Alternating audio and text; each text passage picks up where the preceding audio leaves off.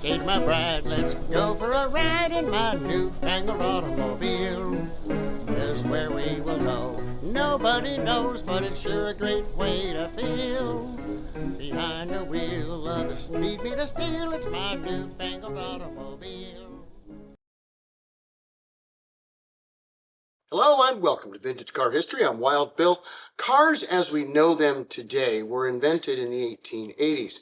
Prior to then, motor vehicles were primarily commercial in nature and not built as personal transport like cars are. And if we were handing out medals for which kind of car was built first, the gas-powered car would get the bronze. The gold medal actually goes to the electric car.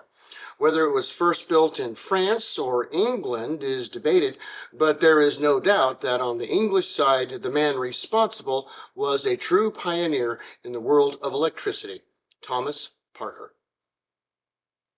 Born in Coalbrookdale, England in 1843, young Thomas was no stranger to hard work. His mother homeschooled the young lad while his father worked in the foundry of the local ironworks as a molder.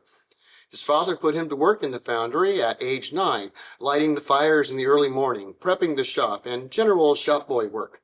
Beyond a few evening classes here and there and Sunday school at the local Quaker church, his early education ended there.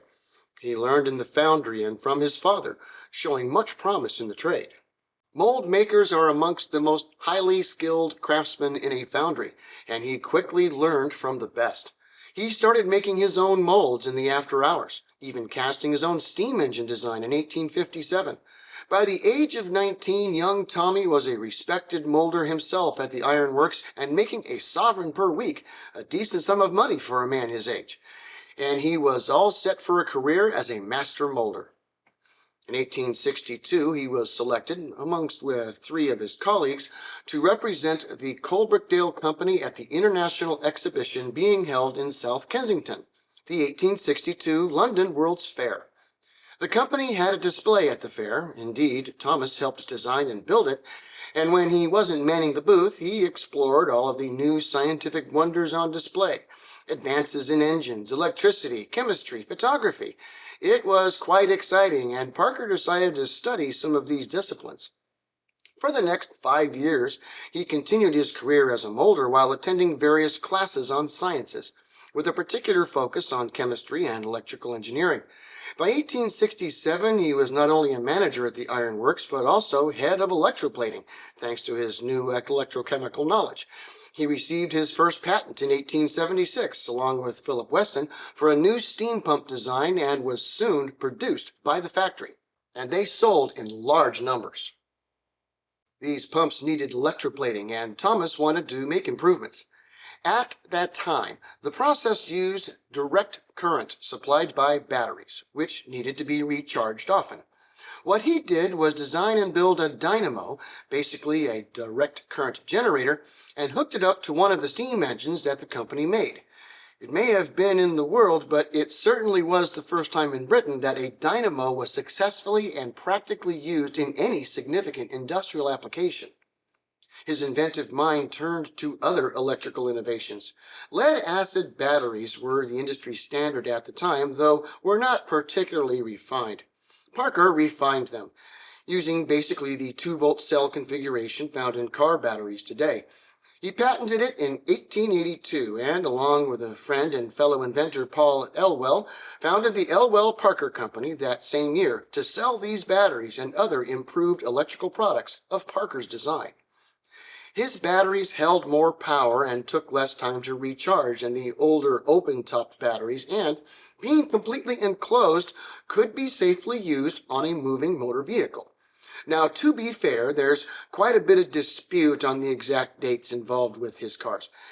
It is known that he built a total of 4 electric cars powered by his batteries. These prototypes were made to prove the concept in order to sell the batteries and were not actually intended to go into production. It is known that at least 2 of these cars had been built by 1884, but exactly when the first car was completed has yet to be verified. It may have been completed with the help of his future business partner in 1881, not long before they formed their company. Elwell was already manufacturing nails, horseshoes, and other products using his own patent designs, and Parker had access to his facility.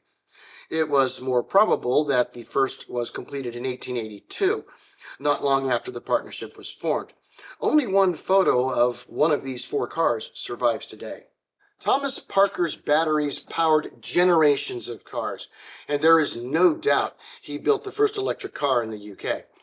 Charles Jontot had built one in France in 1881, so to say he made the first electric car in the world would require some documentation that, to my knowledge, has not surfaced yet. Nonetheless, he not only made his mark in the automotive world, but well beyond, inventing and innovating in both electricity and chemistry until his death in 1915. Was he the first? Hard to say. Was he one of the great automotive Britons? Absolutely. Thanks for watching Vintage Car History, and we'll see you next week. Peace.